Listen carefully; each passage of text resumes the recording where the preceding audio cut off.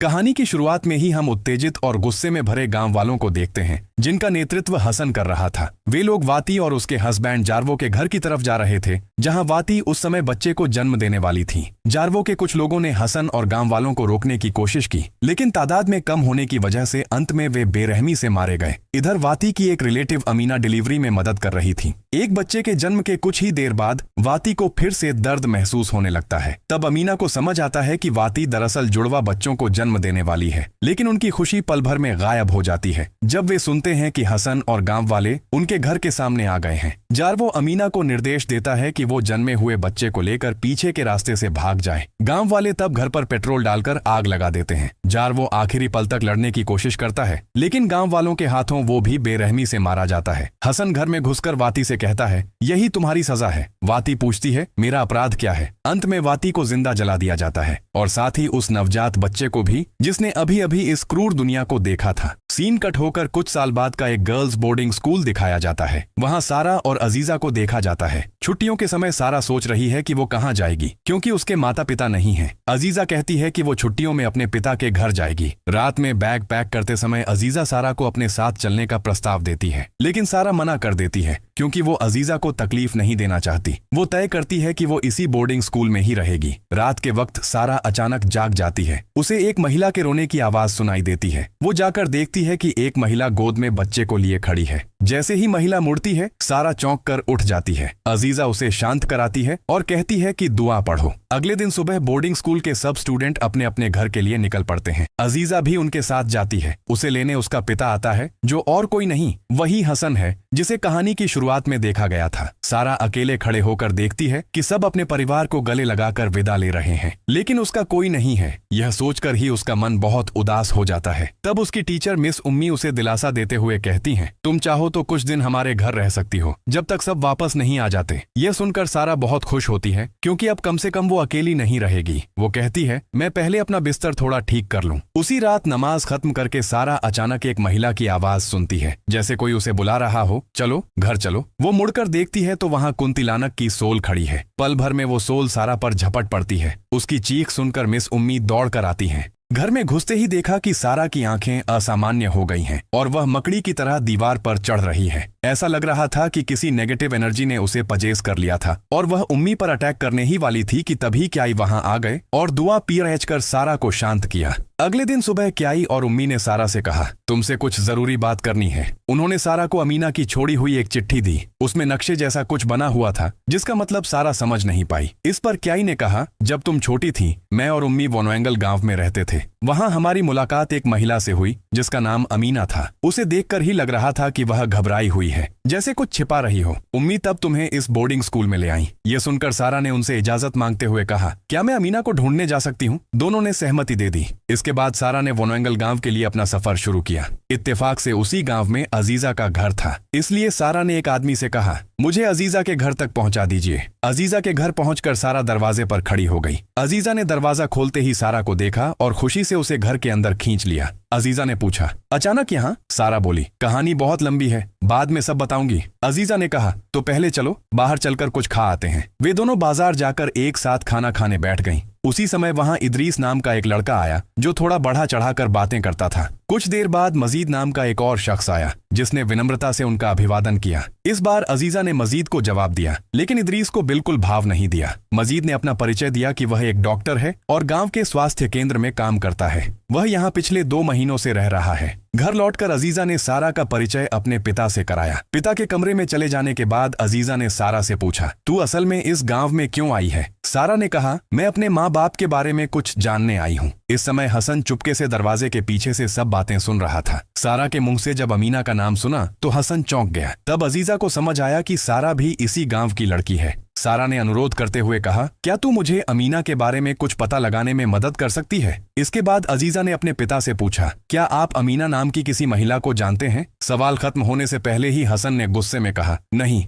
मैं किसी को नहीं जानता। यही नहीं, अजीजा ने पिता से गुजारिश की कि अगर सारा एक रात हमारे घर रुक जाए तो क्या आपको कोई आपत्ति है? यह सुनकर हसन ने सख्ती से मना कर दिया। उसका तर्क था, मैं अकेला मर्द हूँ, लोग गलत सोच सकते हैं। अजीजा के बार बार विनती करने पर भी हसन बिल्कुल राजी नहीं होता। बाद में हसन खुद सारा के पास जाकर कहता है, तुम यहाँ नहीं रह सकती, गांव वाले क्या सोचेंगे पता है, ये समझ रही हो ना। इसके बाद अजीजा सारा को लेकर निकलती है कहीं और रहने की जगह ढूंढने। उसे याद आता है कि गांव की पुरानी मस्जिद के पास एक छोटा सा वीरान घर है, वहाँ सारा कुछ समय के लिए रह सकती है। वहाँ पहुँचने के बाद अजीजा कहती है, आज रात मैं तेरे साथ यहीं रहूंगी। लेकिन कुछ ही देर बाद हसन वहाँ आ जाता है। वो अजीजा को घर वापस जाने के लिए कहता है, इसलिए अजीजा मजबूर होकर घर लौट जाती है। अगले सीन में इदरीस और उसके दोस्त कायो को देखा जाता है। वे साथ में पुतू खा रहे थे। अचानक वे नोटिस करते हैं कि पुतू बेचने वाला गायब हो गया है। जैसे ही वे पीछे मुड़कर देखते हैं, उन्हें एक भयानक कुंतिलानक उनकी तरफ घूरते हुए दिखाई देती है। डर के मारे वे दोनों दौड़कर भाग जाते हैं। इदरीस और कायो भागकर हसन के घर जाते हैं और पूरी घटना बताते हैं। पहले तो हसन उनकी बात को हवा में उड़ा देता है, सोचता है कि वे झूठी कहानी सुना रहे हैं। लेकिन जब वे कहते हैं कि आत्मा दिखने में बिल्कुल वाती जैसी थी, तब हसन घबरा जाता है। हसन कायो को निर्देश देता है, तुम सारा पर नजर रखो। लेकिन उसे पता ही नहीं चलता कि उसकी बेटी अजीजा चुपके से घर से बाहर निकल रही है। दूसरी तरफ सारा दूर से एक लड़की के रोने की आवाज सुनकर धीरे धीरे उस तरफ चलना शुरू कर देती है। अचानक पीछे से अजीजा आकर उसे डरा देती है। अजीजा पूछती है, क्या तुम वाती नाम की किसी को जानती हो? सारा कहती है, नहीं। उस रात अजीजा फैसला करती है कि वह सारा के साथ ही रात बिताएगी। आधी रात को अजीजा अचानक जाग जाती है क्योंकि कोई उसका नाम लेकर बुला रहा है। मुड़कर देखते ही वह पाती है कि एक भयानक स्प्रिट उसके सामने खड़ी है। लेकिन कुछ देर बाद उसे समझ आता है कि यह सब उसका बुरा सपना था। अगले दिन सुबह अजीजा सारा को लेकर बाजार जाती है कुछ सामान खरीदने के लिए। वहाँ वह एक दुकानदार से पूछती है, क्या आप इस गांव में अमीना नाम की किसी को जानते हैं? दुकानदार कहता है, बहुत दिन हो गए उसे देखा नहीं, सुना है कि वह पागल हो गई है। उसी वक्त सारा की नजर एक बूढ़ी औरत पर पड़ती है। सारा अजीजा से पूछती है, वो कौन है? अजीजा कहती है, वो दारमी है। लोग उसकी बहुत इज्जत करते हैं। कई लोग अल्लाह से ज्यादा उसके मंत्र तंत्र पर विश्वास करते हैं। देखा नहीं तूने, गांव की मस्जिद भी वीरान पड़ी है, कोई नमाज नहीं पढ़ता। इधर दारमी अपने घर वापस चली जाती है। वह एक कमरे में एक कैदी महिला के लिए कुछ खाना देकर आती है। कुछ देर बाद हसन भी वहां आता है। वह दारमी को बताता है कि एक लड़की आई है जो अमीना को ढूंढ रही है। उधर रास्ते में सारा और अजीजा की मुलाकात मजीद से होती है। अजीजा पूछती है, क्या आप अमीना नाम की किसी को जानते हैं? मजीद कहता है, नहीं, लेकिन मैं गांव के हॉस्पिटल के रिकॉर्ड चेक करके देख सकता हूँ। वे तीनों स्वास्थ्य केंद्र जाते हैं। अजीजा पूछती है, कुछ मिला? मजीद सिर हिलाकर कहता है, नहीं, अमीना नाम के किसी मरीज का रिकॉर्ड यहाँ नहीं है। ठीक तभी हसन वहाँ पहुँच जाता है और जबरदस्ती अजीजा को खींचकर घर ले जाता है। सारा को अकेला देखकर मजीद कहता है, मैं तुम्हें घर तक छोड़ देता हूँ। उधर घर पर अजीजा रो रही है। वह समझ नहीं पा रही है कि उसके पिता सारा से इतनी नफरत क्यों करते हैं। उसे सारा के लिए दुख होता है क्योंकि सारा तो जन्म से अकेली है। उसके माँ बाप कौन है यह भी वह नहीं जानती। इस समय हसन दलील देता है, इसी वजह से मैंने उससे मेलजोल रखने के लिए मना किया है, उसकी पहचान का पता नहीं है। इधर मगरिब के वक्त मजीद मस्जिद में अजान देना शुरू करता है। अचानक पूरा गांव चौंक उठता है क्योंकि कई सालों बाद यह अजान सुनी गई थी। दारमी गुस्से में चिल्लाकर कहती है, कौन है वो जानवर, किसने अजान देने की हिम्मत दिखाई? दारमी गुस्से में कायो और इदरीस को आदेश देती है, जाओ ढूंढ निकालो कि किसने इतनी हिम्मत दिखाकर मस्जिद में अजान दी। इधर अजान खत्म होने पर मजीद सारा से कहता है, कल मैं तुम्हें अमीना को ढूंढ निकालने में मदद करूंगा। सारा बताती है, अमीना ही वो इंसान है जो बचपन में मुझे बोर्डिंग स्कूल में छोड़ गई थी। दूसरी तरफ दारमी के घर में कैद महिला ही अमीना थी, जो दारमी से पूछती है, तुम मुझसे असल में क्या चाहती हो? मैंने तो तुम्हारी जिंदगी में कभी कोई नुकसान नहीं किया, मुझे मार डालना ही बेहतर है। दारमी कहती है, मैं चाहूं तो तुम्हें अब भी मार सकती हूँ, लेकिन तुम्हें तकलीफ पाते देखना मेरा आनंद है। जितनी ज्यादा तकलीफ पाओगी मुझे उतनी ही तसल्ली मिलेगी। सीन फिर बदलता है। कायो और इदरीस सारा की तरफ निकल पड़ते हैं। वे दोनों मस्जिद की छत की तरफ पत्थर फेंकने लगते हैं। सारा उस वक्त कुरान की तिलावत कर रही थी। अचानक छत पर आवाज सुनकर वह डर कर रुक जाती है। ठीक तभी हाजिर होती है वाती की आत्मा, भयानक कुंतिलानक के रूप में। वह कायो को पकड़कर खींच ले जाती है और मुंह से हमला कर मार डालती है। इदरीस डर के मारे भाग जाता है और दौड़कर हसन के घर जाता है। हाँफते हुए वह कहता है, कायो को कुंतिलानक ने मार डाला है। अगले दिन सुबह मजीद और सारा रास्ते में गांव वालों को देखते हैं जो कायो की लाश ले जा रहे हैं। वहाँ लिंडा आती है। वह गंभीर चेहरे के साथ कहती है, उसे कुंतिलानक ने मारा है। इसके बाद अजीजा फिर सारा से मिलने आती है। सारा कहती है, आज मजीद ने मेरी बहुत मदद की है, तुमने ठीक ही कहा था,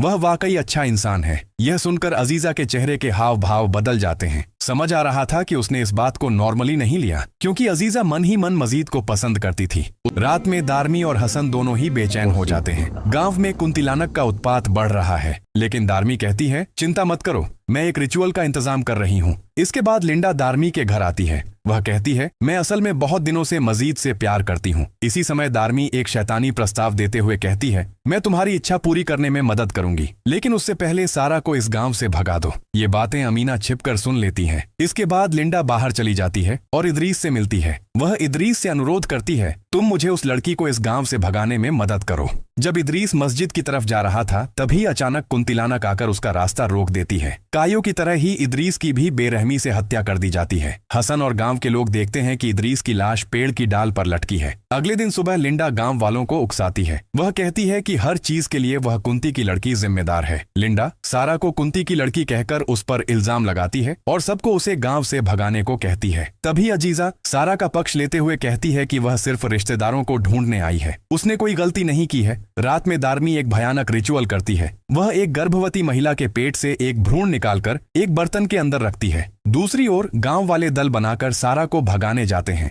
लेकिन मजीद और पंचायत के मुखिया आकर सबको शांत करते हैं। लंबी चर्चा के बाद लोग घर लौट जाते हैं। इधर हसन फैसला करता है कि कुंतिलानक की वजह से चूंकि 2 लोग मर चुके हैं, इसलिए आज वह अमीना को मार डालेगा। लेकिन घर में घुसकर देखता है कि अमीना भाग गई है। तब दारमी हसन से कहती है, उसे ढूंढकर बाहर निकालो, खत्म करो। हसन अमीना का पीछा करके उसे पकड़ लेता है और हत्या करने जाता है। तभी कुंतिलानक उस पर हमला करती है और उसके चेहरे की चमड़ी फाड़ देती है। वह मर जाता है। अगले दिन सुबह मजीद आकर सारा को बताता है कि अजीजा के पिता की मृत्यु हो गई है। सारा अजीजा के घर उसे सांत्वना देने जाती है, लेकिन अजीजा अब पूरी तरह बदल चुकी है। वह सारा को कुंती की लड़की कहकर गाली देती है। रात में दारमी उस भ्रूण को खा लेती है, क्योंकि उसे समझ आ चुका है कि कुंतिलानक का अगला शिकार वह खुद है। दूसरी तरफ अमीना कब्रिस्तान में बैठकर रो रही थी। सारा के अपना नाम बताने के बाद अमीना कहती है, मुझे माफ कर दो, मैं तुम्हें प्रोटेक्ट नहीं कर पाई। वह कहती है, मैं ही अमीना हूँ। फिर अमीना सारा को अतीत की सारी घटनाएं खुलकर बताती है। एक समय वाती ही इस गांव की सबसे सुंदर लड़की थी। सब उसे पसंद करते थे, इसलिए दारमी और हसन उससे नफरत करते थे। दारमी गांव वालों को वाती और जारवो को मार डालने के लिए उकसाती है। दारमी यह सहन नहीं कर पा रही थी कि जारवो और वाती खुशी से जीवन बिता रहे हैं। हसन भी अंदर ही अंदर बदले की आग में जल रहा था, क्योंकि वाती ने उसके प्यार को ठुकरा दिया था। आखिरकार वे दोनों मिलकर भयानक तरीके से वाती और जारवो की हत्या कर देते हैं। यह सब सुनकर सारा फूट फूट कर रोने लगती है और कब्र के पास खड़ी उसकी माँ की सोल चुपचाप अपनी बेटी को देख रही थी। जब वे कब्रिस्तान छोड़कर जा रहे थे, तभी अचानक दारमी वहां हाजिर हो जाती है और उन दोनों को मार डालना चाहती है। ठीक तभी कुंतिलानक दारमी को मार देती है। दारमी को दारमी के बाल बांधने वाली स्टिक से मारा गया था, जिसे कोई हटा देता है। अगले दिन सुबह सारा अमीना को धन्यवाद देती है और कहती है कि वह बोर्डिंग स्कूल लौट जाएगी। इसके बाद मजीद सारा को छोड़ने जाता है। दूर से अजीजा उन्हें देख रही थी और अपने बालों से एक स्टिक निकालती है, यानी और कोई नहीं बल्कि अजीजा ने ही वह स्टिक हटाई थी। इसी के साथ यह मूवी यहीं खत्म हो जाती है।